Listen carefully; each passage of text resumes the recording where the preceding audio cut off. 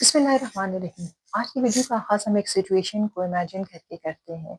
For example हुआ यूँ कि आपके घर वाले किसी दूसरे शहर गए किसी शादी में और आप घर में बिल्कुल अकेले हैं।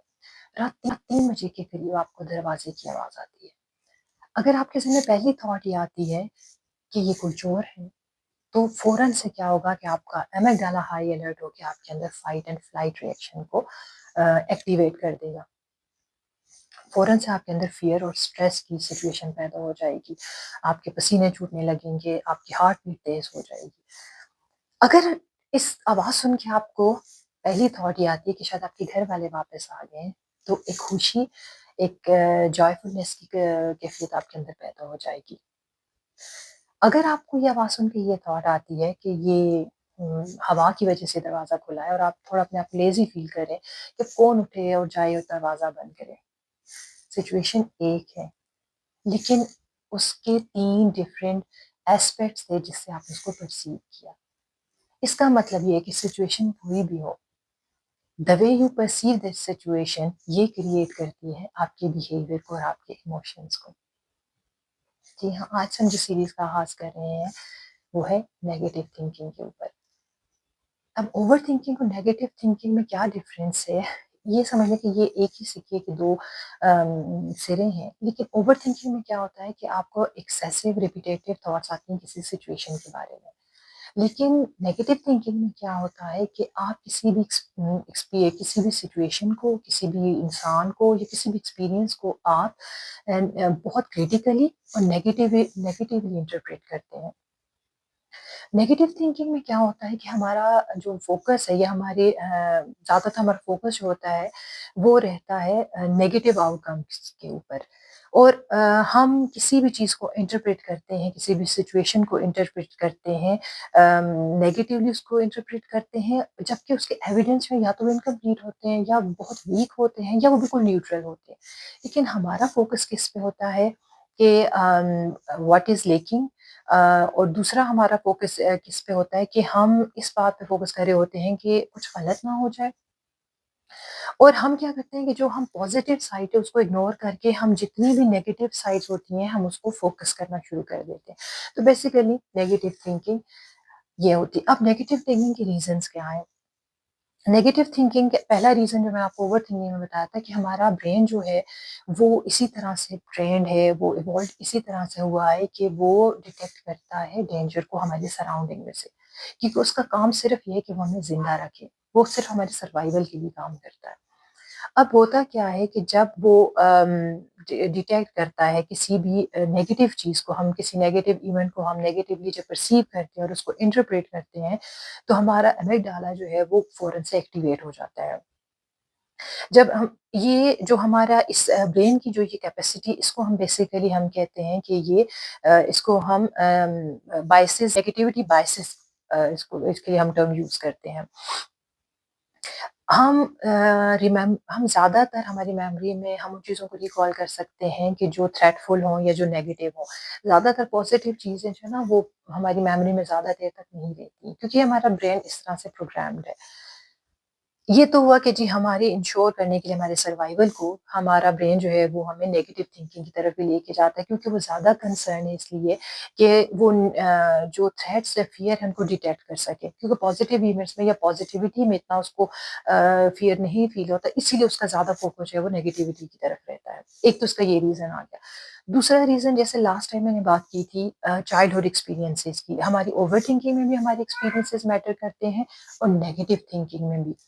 जिस तरह से मैंने बताया था कि क्रिटिसिज्म हो गया, जैसे कंपैरिज़न हो गया, ये जो चाइल्डहुड एक्सपीरियंस है जिसमें नेग्लेक्शन आ जाती है, ये सारे के सारे क्या होते हैं कि ये आपके ब्रेन पैटर्न्स को डिफाइन करते हैं कि आपने किस तरह से बिहेव करना है, आपने किस तरह से रिएक्ट करना है और आपने किस तरह से सोचना है।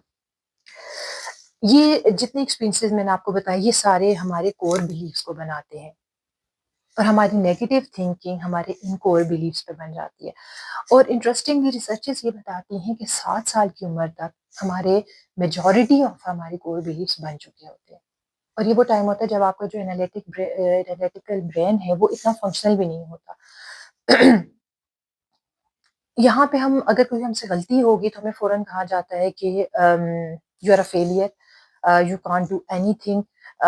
हमें छोटी-छोटी चीज़ों में जब बच्चों को क्रिटिसाइज़ किया जाता है तो उनके थॉट पैटर्न्स ऐसे पैदा हो जाते हैं कि जो उनको नेगेटिव थिंकिंग की तरफ लेके जाते हैं और वो हर चीज़ में पॉज़िटिव के बजाय वो नेगेटिव पैटर्न देखना शुरू कर देते हैं। इसके अलावा अगर हम बायोलॉजिकल बात करें तो हमारा ओवर एक्टिव जो हमारा एमिगडाला होता है या जो हमारा फाइट एंड फ्लाइट सिस्टम होता है उसकी वजह से भी हमारी बहुत ज़्यादा नेगेटिव थिंकिंग हो रही होती है। अब ब्रेन जो है वो आपको किसी भी थ्रेट को परसीव करके वो फ़ौरन से अलर्टनेस की जो कैफ़ियत है वो आपकी पूरी बॉडी के अंदर एक डाल देता है जिसमें जैसे मैंने पहले बताया था कि जिसमें कॉर्टिसोल लेवल इंक्रीज़ हो जाता है, आपकी हार्ट बीट, आपकी पल्स रेट और आपका बॉडी टेम्परेचर ये सब कुछ आपका हाइपर हो जाता है और आपका जो सिम्पैथेटिक नर्वस सिस्टम है वो एक्टिवेट हो जाता है। अब इस ये सारा सर्किट जो है ये एक फ़ियरफुल सर्किट है और जब फ़ियरफुल सर्किट कायम रहता है और काफ़ी टाइम तक रहता है तो नेगेटिव थिंकिंग जो है वो उसके चांसेस बहुत ज़्यादा होते हैं। पर्टिकुलरली अगर हम नेगेटिव थिंकिंग की बात करें तो एक बहुत इम्पोर्टेंट फैक्टर है और जो शायद 90% लोगों की नेगेटिव थिंकिंग का रीज़न होता है वो होता है हमारा थिंकिंग एरर, जिसको हम साइकोलॉजी की ज़ुबान में कहते हैं कॉग्निटिव डिस्टॉर्शंस। कॉग्निटिव डिस्टॉर्शन मुख्तलिफ किस्म की होती हैं, लेकिन इसमें कुछ बहुत इम्पोर्टेंट है और मेजॉरिटी हमारे यहाँ जो नेगेटिव थिंकिंग होती है उसके पीछे इनमें से कोई एक कॉग्निटिव डिस्टॉर्शन होती है। जैसे कि अगर हम बात करें मैग्नीफाइंग की ये कॉग्निटिव डिस्टॉर्शन है और इसमें क्या होता है कि आप छोटी-सी चीज़ को बहुत बड़ा करके परसीव कर रहे होते हैं। फॉर एग्ज़ाम्पल अगर आपके सर में दर्द हुआ तो फ़ौरन से आपके पहली थॉट आएगी कि मुझे कहीं ट्यूमर तो नहीं हो गया? ये मैग्नीफाइंग करना होता है। दूसरी चीज़ जो इसमें आ जाती है वो है कैटास्ट्रोफाइज़िंग, यानी कि आप हमेशा वर्स्ट आउटकम पे फ़ोकस करते हैं। अगर आपने कहीं कोई बिज़नेस स्टार्ट करना है और आप ये सोचें कि जी मेरा तो जितना मैं इसमें इन्वेस्टमेंट करूँगा वो सारी की सारी डूब जाएगी या मैंने ये काम शुरू किया तो ये हो जाएगा। यानी कि हमेशा वर्स्ट पे फ़ोकस रखना। ये बहुत बड़ा थिंकिंग एरर है। उसके बाद अगर हम बात करें ओवर जनरलाइज़ेशन की, हम किसी भी छोटी-सी चीज़ को हमेशा के लिए उसको एक रूल बना लेते हैं। फॉर एग्ज़ाम्पल अगर कभी आप फेल हो गए, कभी आप बहुत अच्छा परफ़ॉर्म नहीं कर सकेंगे, तो आई एम अ फेलियर की ओवर जनरलाइज़ेशन आप अपनी आइडेंटिटी के साथ जोड़ देंगे। ये हमारा बहुत बड़ा थिंकिंग एरर है। उसके बाद अगर हम बात करें तो ऑल और नन मतलब ब्लैक एंड व्हाइट। आप कोई दरमियान की चीज़ सोचते ही नहीं हैं। मतलब आपने ये सोच लिया कि आई एम अ फेलियर तो आई एम अ फेलियर कि कभी हो ही नहीं सकता कि आप किसी चीज़ में बहुत अच्छा परफ़ॉर्म कर सकें। इसके अलावा मेंटल फ़िल्टर्स ये भी एक बहुत बड़ा कॉग्निटिव एरर आता है, थिंकिंग एरर आता है जिसमें हमारा फ़ोकस होता है नेगेटिव चीज़ों के ऊपर। यानी कि वो ऐसा हमने फ़िल्टर लगाया नेगेटिविटी का कि वहाँ से सिर्फ़ नेगेटिविटी ही जा सकती है। फॉर एग्ज़ाम्पल आप 9 दफ़ा आप कामयाब हुए, 1 दफ़ा किसी वजह से आप कामयाब नहीं हुए, तो आप 9 दफ़ा की कामयाबी का जश्न नहीं मनाएँगे, आप उसको सेलिब्रेट नहीं करेंगे। आप रोक पालेंगे उस 1 दफ़ा की नाकामी का। इसके अलावा एक और जो हमारा थिंकिंग एरर आता है वो है माइंड रीज़निंग। माइंड रीज़निंग में ये होता है कि आपको ये लगता है कि आप दूसरे लोगों जो भी आप अज़्यूम करते हैं वो दूसरे लोगों के बारे में वो बिल्कुल सच होता है, कि लोग मेरे बारे में ये सोचते हैं कि मैं बेवकूफ़ हूँ, लोग मेरे बारे में ये सोचते हैं कि मैं फेलियर हूँ। इस तरह की थॉट्स आपको कंटिन्यूअसली आ रही होती हैं। उसके अलावा अगर हम बात करें तो फॉर्च्यून टेलिंग, आप मुस्तकबिल के बारे में आप नेगेटिव प्रेडिक्शंस करते रहते हैं। ये हो जाएगा, वो हो जाएगा।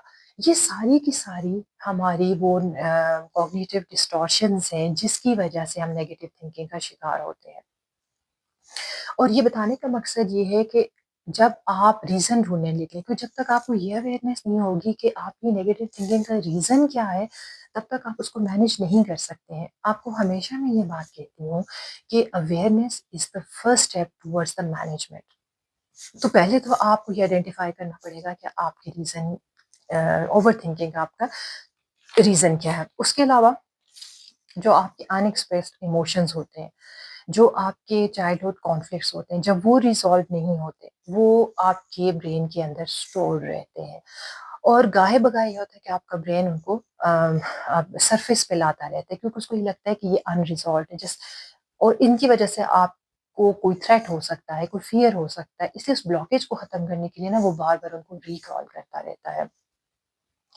अब इसकी वजह से क्या है कि आपका लिम्बिक सिस्टम जो है वो हमेशा एक्टिवेट होता रहता है और जब लिम्बिक सिस्टम हमें पता है कि वो एक ऐसा सिस्टम हमारे इमोशंस के साथ डायरेक्टली लिंक कर रहा होता है और ये जो हम रिपीटेटिव हमें जो थॉट्स आती रहती हैं, नेगेटिव थॉट आती रहती हैं, ये इसी की एक्टिवेशन की वजह से हमें आती हैं।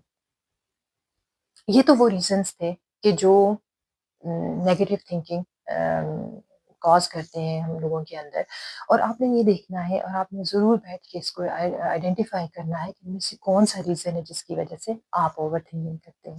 नेक्स्ट वीडियो में हम बात करेंगे लाइफ़ टाइम सॉल्यूशंस की।